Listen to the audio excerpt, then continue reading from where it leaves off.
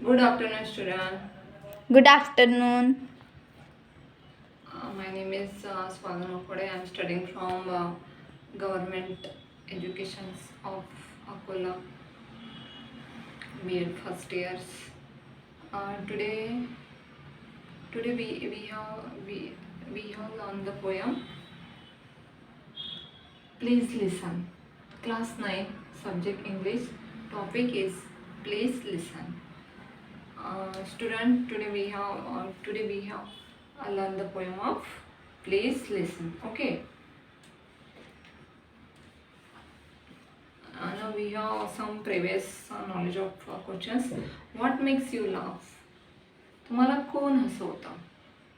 कोण हसवत असतो? Some ideas,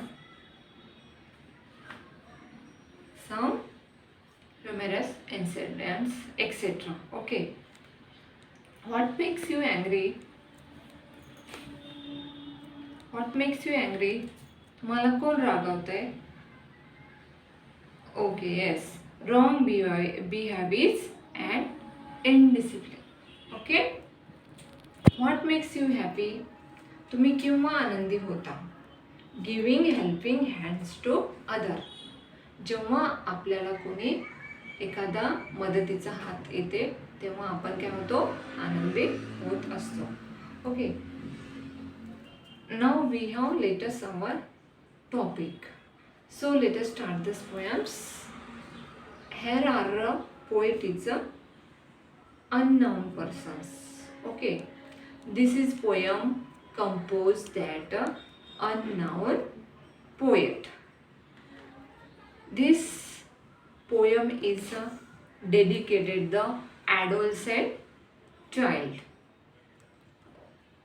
When you are going to 9th class, there are feelings is very differently. Okay, this is poem. This is in this poem, the poet has explanations of adolescent child.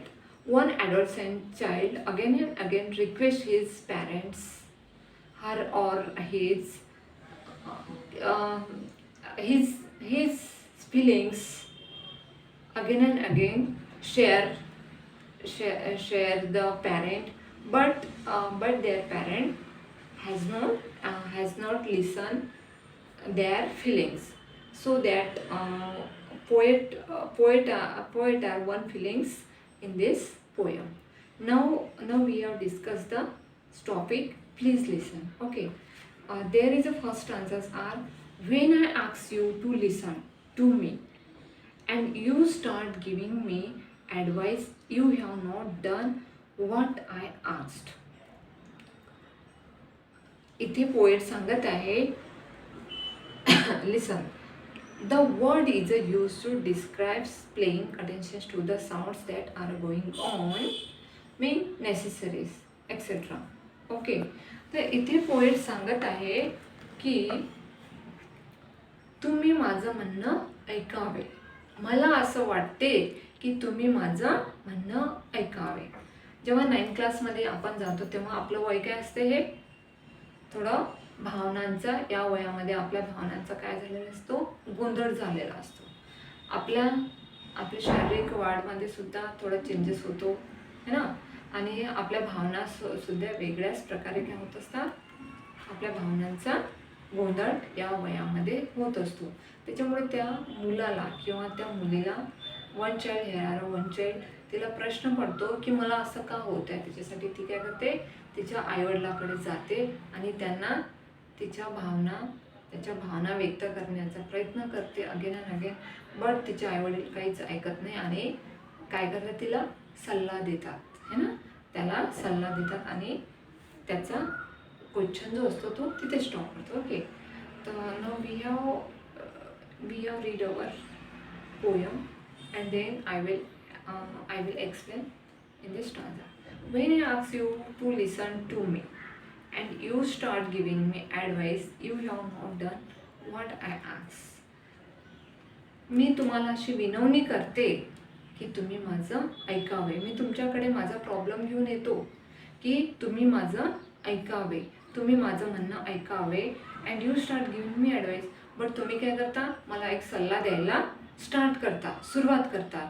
You have not done what I asked. तुम्ही मला काहीच न विचारता की तुला काय झालेलं आहे, तुला काय पाहिजे, हे काही न विचारता काय करता, तुम्ही मला सल्ला देण्याचा प्रयत्न करता. There are next is when I ask you to listen to me and you began to tell me why. जेव्हा मी तुमच्याकडे माझे म्हणणं, मी काहीतरी माझा प्रॉब्लेम सांगायला येते, मी जेव्हा तुम्हाला वारंवार सांगते की तुम्ही माझे म्हणणे ऐकावे and you begin to tell me why I should not feel that way. तुम्ही मला सांगता की तुम्ही मला सांगायला सुरुवात करता की तू त्या रस्त्याने जाऊ नये, तू तशी फिलिंग्स मनामध्ये आणू नये. ही फिलिंग्स काय आहे, चांगली नाही आहे, हे फील करणं वाईट आहे. तुम्ही मला असं सांगता you are trampling on my feelings. आणि तुम्ही माझ्या भावनांना काय होता, तुडवत जाता है ना. तुम्ही माझ्या भावनांना पायदळ तुडवत जाता आणि मला एक सजेशन करता की तू चुकीच्या मार्गाने जात आहे, तू चुकीचा विचार करत आहे, तुझ्या भावनांना जो ओघ आलेला आहे त्याला तू इथेच स्टॉप कर, इथेच थांबव. Okay. And then next answer says, when I ask you to listen to me and you feel you have to do something. मी जेव्हा तुमच्याकडे येते आणि तुम्हाला मी सांगते की तुम्ही माझं म्हणणं ऐकावे. There are one line is again and again translate their poet. इथे पोयम वारंवार विनवणी करतो की तुम्ही माझं म्हणणं ऐकावे. वारंवार त्याच्या पॅरेंट्सकडे जातो, बट पॅरेंट्स त्याचं म्हणणं काही न ऐकता त्याला सजेशन देतो आणि त्याला तिथे स्टॉप करायला सांगतो. त्याच्यामुळे पोएटच्या मनात काय झालेलं आहे, गोंधळ झालेला आहे की मला असं का फील होते, मला असं का वाटते है ना. तर त्याच्यामुळे तो सगळ्यांना विचारत बसतो की तुम्ही माझं म्हणणं ऐकावे, तुम्ही मला ॲडवाईस देऊ नका, तर मी काय सांगते तुम्ही पहिले ते ऐकून घ्या आणि त्याच्यानंतर तुम्ही मला सजेशन करा. ओके. हेअरिंग म्हणजे ऐकणे आणि लिसन म्हणजे ऐकणे. आता हेअरिंग काय असतो, दोन तीन लोक डिस्कस करत असले आणि आपण तिथून जात असतो तर आपल्या कानावर ती गोष्ट ऐकायला येते, त्याला काय म्हणतो, हेअरिंग म्हणतो. अँड लिसनिंग काय असतो, कंबाईनली आपण एखाद्या टॉपिकवर बोलतो. सगळेजण बोलत नसतात, एखाद्या व्यक्ती बोलते आणि त्याला आपल्याला काय करायचं, ऐकून घ्यायचं असते. लिसनिंग ही सुद्धा एक काय आहे, कला आहे. म्हणजे आपण समोरच्याचं ऐकून घेणे, आपलंच नाही सांगायचं की असं की तसं, समोरच्याचं पहिलं ऐकून घ्या ही सुद्धा एक कला आहे है ना. We listen to the lecture. जसं की आपण काय करते, एखादं लेक्चर ऐकून घेते. लेक्चर ऐकताना आपण काही बोलते का, फक्त ऐकून घेते हॉनेस्टली है ना. तसंच लिसनिंग हे एक कला आहे. हिअरिंग आणि लिसनिंग या दोघांमध्ये काय आहे, डिफरंट आहे. When I ask you to listen, there are third stanzas here. When I ask you to listen to me, तुम्ही माझं ऐकून घ्यावे. जेव्हा मी तुमच्याकडे येते की तुम्ही माझे ऐकून घ्यावे and you feel you have to do something. आणि तुम्ही काय सांगता मला की तू काहीतरी वेगळंच फील करत आहेस है ना. To solve my problem. तुम्ही माझा प्रॉब्लेम सोल्व करावा. You have failed me. But तुम्ही काय करता, मला फेल करता, नाराज करता. Strange as that may seem. मी तुम्हाला सांगत असते की मी काहीतरी वेगळा दिसते, अनोळखा दिसते. सीम मीन्स दिसणे. मी वेगळा दिसते, अनोळखा दिसते, तेव्हा तुम्ही काय करता, माझं ऐकून घेत नाही आणि मला तिथेच फेल करता की तू तुझ्या भावनाला इथेच थांबा. Okay. Listen. All I ask is that you listen. ऐका, सगळेजण माझे म्हणणं ऐका. असं मी तुम्हाला वारंवार विनवणी करते, बट तुम्ही माझं काही ऐकत नाही. Don't talk or do, just hear me. तुम्ही मला म्हणता की तू आता काहीच बोलू नको, फक्त मी तुम्हाला वारंवार सांगते की तुम्ही सगळेजण माझे बोलणं ऐका. तुम्ही काही बोलू नका, फक्त मला ऐकून घ्या, माझं ऐकून घ्या. Okay. Advice is a cheap 20th century will get up. You both dear Abby and Billy Graham in the same newspaper. तुम्ही मला एक स्वस्त असा ॲडवाईस देता की ही काय आहे, 20th century आहे. आता 20th century आलेली आहे. You both dear Abby and Billy Graham. तुम्ही काय बनायला पाहिजे, ॲबी सारखं आणि बिल ग्रॅमीसारखं या दोघांसारखं तुम्ही बनायला पाहिजे in the same newspaper.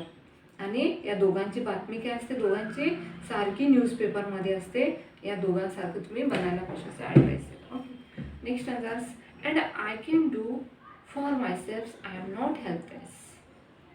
I can do myself, मी माझ्या स्वतःसाठी करू शकतो. आय एम नॉट हेल्पलेस, मी असहाय्य नाही आहे. May be discouraged and faltering but not helpless. मी थोडा काय झालेला आहे म्हणते, निराश झालेला आहे, गडबडलेलो आहे, बट मी असहाय्य नाही आहे, है ना. माझं जे वय आहे, मी ज्या वयात आलेलो आहे, माझ्या वयामध्ये भावनांचा गोंधळ झालेला आहे, त्याच्यामुळे मी तुमच्याजवळ येत आहे, वारंवार तुम्हाला विनवणी करत आहे की माझं तुम्ही ऐकून घ्या. बट तुम्ही काय माझं ऐकून घेत नाही. मी एवढा असहाय्य नाही आहे, बट सध्या मी थोडा निराश झालेलो आहे आणि मी थोडा गडबडलेलो आहे, त्याच्यामुळं मी तुमच्याकडे येत आहे आणि वारंवार विनवणी करत आहे की please when I ask you to listen to me, please माझं ऐकून घ्या. Okay, last answer are when you do something for me that I can. जेव्हा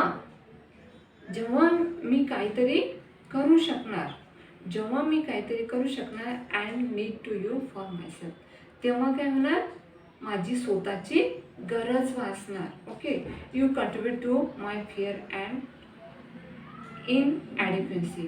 तेव्हा तुम्ही काय करणार, माझ्यामध्ये फक्त काय असणार, भीती असणार आणि अपुरेपणा असणार.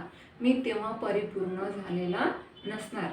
तुम्ही जर आज माझ्या भावनांचे, माझ्या प्रश्नांचे जर मला व्यवस्थित एक्सप्लेन करून किंवा निराकरण करून दिलं नाही, तर उद्या चालून माझ्या मनामध्ये काय असणार, भीती असणार, अपुरेपणा असणार. मी असा बनणार है ना, माझं व्यक्तिमत्व असंच बनणार. मला भीती वाटणार माझ्या जर समस्याचे निराकरण झाले नाही तर. असं कवीला इथे म्हणायचं आहे.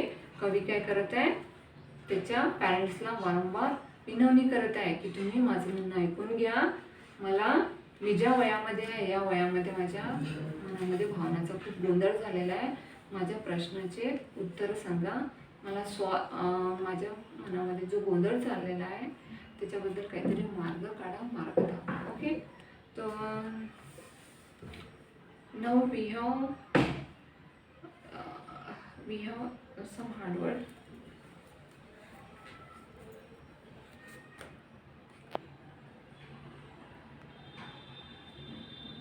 प्लीज मीन्स कृपया. Okay, and listen. ऐकणे. ऐकणे. ऐकणे किंवा ऐकून घेणे. ॲडवाइस मीन्स सल्ला देणे.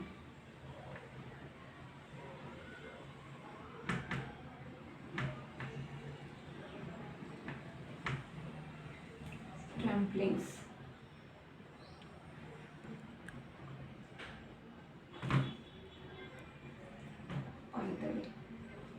किंवा तुडवणे वगैरे. Sing means listening.